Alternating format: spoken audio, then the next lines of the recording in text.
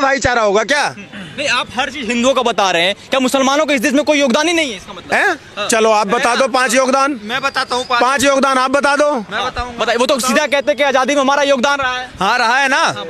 भारत से पाकिस्तान को अलग करवा दिया, अब पाकिस्तान से भी बांग्लादेश को अलग करवा दिया, कश्मीर से हिंदुओं को माइनॉरिटी करवा दी। हमारा केरला कर्नाटक देखो क्या हो रहा है, नॉर्थ ईस्ट के सारे स्टेट से हिंदू माइनॉरिटी में हो गए। यही योगदान इन्होंने दिया। आतंकवाद दिया है, 26/11 के हमले दिए हैं, बॉम्ब ब्लास्ट दिया है, अल्लाह अकबर बोल के सुसाइड वेस्ट पहन के कहीं भी फट जाते हैं। अभी देखो रेलवे पे, रोड पे, सड़क पे, एयरपोर्ट पे हर जगह बैठ के लेट के नमाज पढ़ने लग जाएंगे।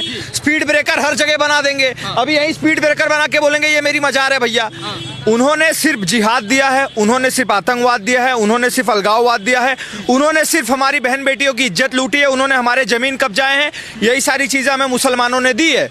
आप एक उदाहरण मुझे दे दो कि भैया मुसलमान ने भारत के विकास में ये योगदान दिया है, आपको कहीं भी नहीं मिलेगा। और जो सब लोग बोलते हैं ना, जो जाहिल आके बोलेंगे अरे इंडिया गेट पे जाके देख लो सारे मुसलमानों के नाम है, तो भैया वो हमारे भारत के तरफ से नहीं लड़े थे, वो ईस्ट इंडिया कंपनी जो अंग्रेज की थी ना उसके तरफ से लड़े थे, उसके तलवे चाट के लड़े थे। हमारे भारत में मुसलमानों का योगदान माइनस में होगा, प्लस में नहीं है। लेकिन ये तो खूबसूरती है भारत की। यहाँ पे देखिए हिंदू, मुसलमान, सिख, ईसाई सब एक साथ रहते हैं। विदेशों में चर्चा होती है कि भारत की खूबसूरती का, तो आपको नहीं लगता कि देखो सर, बनी रहनी चाहिए देश में? यही खूबसूरती है इस्लाम की। जिस देश में गए उस देश की माँ बहन कर दी। भारत में ही है ना बीजेपी RSS, मान लो यहाँ हिंसा करवाते होंगे।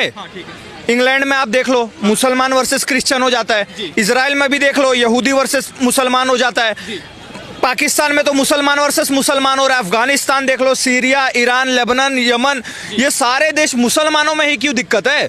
पूरा यूरोप जल रहा है क्यों? क्योंकि मुसलमान वर्सेस क्रिश्चियन हो रहा है। वहां तो बीजेपी RSS नहीं है। हर देश में जहां आप जाकर देखो वहां आतंकवादी अगर होता है तो मुसलमान ही क्यों होता है? अभी जर्मनी में जो एक क्रिसमस आया था उसमें एक मुस्लिम सऊदी वाला था, उसने रगड़ दिया 40-50 लोग को गाड़ी से। हर जगह आतंकवादी संगठन जितनी है वो इस्लाम पे ही क्यों बनी है? हर आतंकवादी इस्लाम को ही क्यों फॉलो करता है? ये तो पूछने वाली बात है ना। अब कुछ लोग आके बोल देंगे भैया आतंकवाद का कोई धर्म नहीं होता। महाकुंभ से मुसलमानों की जो बहिष्कार किया है उसका उद्देश्य क्या है? कि भैया देखो अगर आपको इससे दिक्कत है ना तो भैया आप थूका हुआ बिरयानी खा लो, आप चाटा हुआ फल खा लो, आप मूता हुआ जूस पी लो। हमें नहीं पीना, इसीलिए हम बहिष्कार कर रहे हैं। वहाँ कितने सारे बड़े बड़े साधु संत आएंगे, वो इनका मूता हुआ जूस पियेंगे क्या?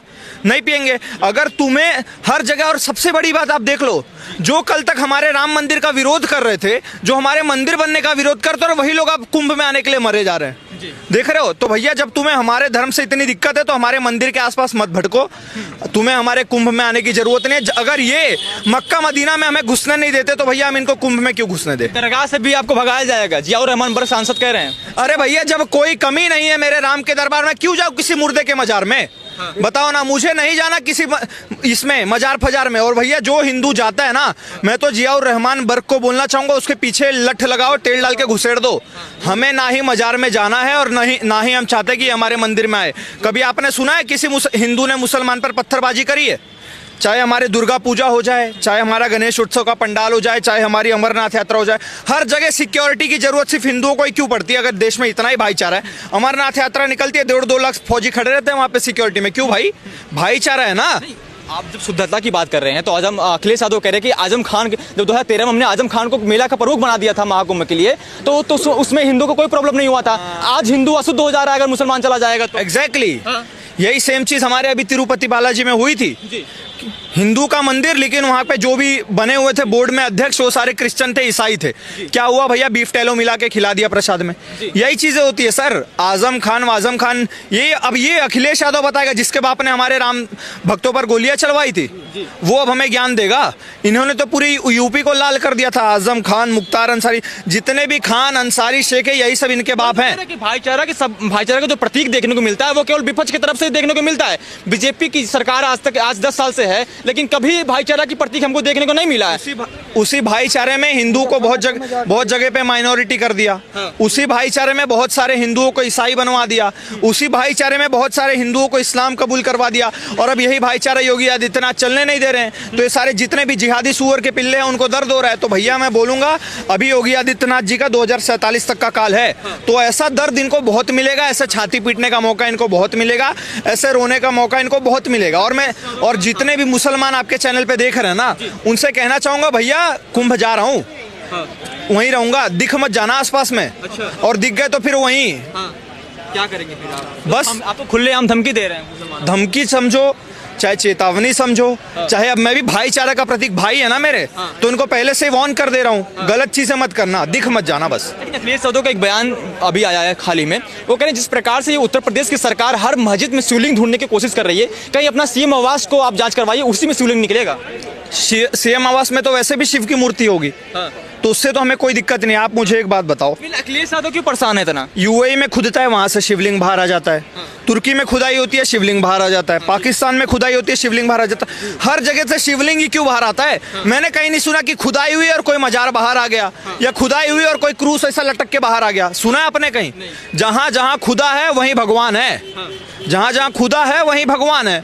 तो भैया जहां जहां खुदाई होगी, मैं इनसे कहना चाहूंगा हम अपने ग्रंथ ले आके रख देते हैं, आप अपनी कुरान ला के रख दो, ग्रंथ में जितनी भी जगह है वो हमें दे दो और कुरान में जितनी जगह है वो आप रख लो। फिर ये कब तक सिलसिला चलता रहेगा, कब तक आप मस्जिद को टारगेट करते रहेंगे? देखो सर, बाबरी और संभल तो झांकी है, पूरा 60,000 अभी बाकी है। 60,000 जब तक नहीं ले लेते तब तक इनको हम जीने नहीं देंगे। जी, आपकी राय है इस विषय पे, क्या करना चाहेंगे? जिस प्रकार से लोग कह रहे हैं कि अभी तो केवल 3 बात चल रहा था, आप कह रहे हैं कि 6,000 60,000 की बात चल रहा है, क्या कहेंगे? नहीं, बिल्कुल डायरेक्ट, ये सही कह रहे हैं, देश बिल्कुल अच्छी डायरेक्शन में जा रहा है। और मैं ये जो मेरे भाई कह रहे थे कि कुछ यहाँ कहते हैं जी हमने आज़ादी में भाग लिया, परंतु उन्हें पूछो ना कितने ने दिया। यहाँ पर महात्मा गांधी ने क्या चलाया था? खिलाफत आंदोलन। आपको पता है खिलाफत आंदोलन क्या था? टर्की के खलीफा का शासन स्थापित करने के लिए इस पूरी दुनिया में खिलाफत आंदोलन था। जब हम अंग्रेजों के खिलाफ लड़ रहे थे तो टर्की के खलीफा का शासन पूरी दुनिया में कायम करने के लिए क्या जरूरत पड़ी थी? यहाँ तुम भारत की आज़ादी की लड़ाई अंग्रेजों से लड़ रहे हो या खलीफा का शासन लड़ने के लिए आप लड़ रहे हो? खिलाफत आंदोलन का मतलब ही खलीफा का शासन स्थापित करना था, ना कि भारत को आज़ादी का। तो मैं ये पूछना चाहता हूँ जो कहते हैं कि हमने भी आज़ादी में जो है का बड़ा भाग लिया था, कौन सा लिया? केवल एक व्यक्ति ने, अशफाक उल्लाह खां को छोड़ करके किसी ने भी मुसलमान ने हमारे देश की आज़ादी में कोई भाग नहीं लिया था। एक अशफाक उल्लाह खां को तो मैं कहता हूँ कि वो देशभक्त थे, राष्ट्रवादी थे। परंतु जो और कहते हैं कि हमने आज़ादी में भाग नहीं लिया, टर्की के खलीफा की जो शासन कायम करने के लिए, पूरी दुनिया में खलीफा का शासन स्थापित करने के लिए खिलाफत। महात्मा गांधी का तो विरोध नहीं करेंगे ना, क्योंकि उन्होंने यहाँ पर मुसलमानों को रहने के लिए इजाजत दी ताकि खूबसूरती बनी रहे इस देश की। आप महात्मा गांधी का तो विरोध नहीं करेंगे ना? नहीं करेंगे, क्यों नहीं? महात्मा गांधी ने गलत काम किए। एक बताओ, जब ये देश तुमने एक तरफ तो सेकुलर बना दिया और दूसरी तरफ ही जो हमारे मठ और मंदिर हैं उन पर 1954 में एक्ट बना दिया कि जितने भी जो है पैसा आएगा वो जो है भारत सरकार अपने अंडर में ले लेगी, हमारे मंदिरों का पैसा। और ईसाई और मुसलमानों को अन्य जो है तुमने कह दिया नहीं तुम अपने धर्म पर। तो नहीं, गांधी की बात नहीं मैं कह रहा हूँ, नेहरू की बात, मैं नेहरू की बात कर रहा हूँ। गांधी की बात सुनो, मैं नेहरू की बात कर रहा हूँ, गांधी की भी बात कर रहा हूँ। जब वहाँ से देश का विभाजन हुआ, और वहाँ से हिंदू आए मस्जिदों में, तो गांधी थे उन्हें निकलवाने वाले क्या मस्जिदों से खाली करो उन हिंदुओं को जिनके घर लूटे गए थे, पाकिस्तान जो आज का पाकिस्तान है। तो हम महात्मा गांधी को कैसे कह देंगे, कैसे कहेंगे महात्मा गांधी को? क्या उन्होंने जो है जितने भी ये मस्जिद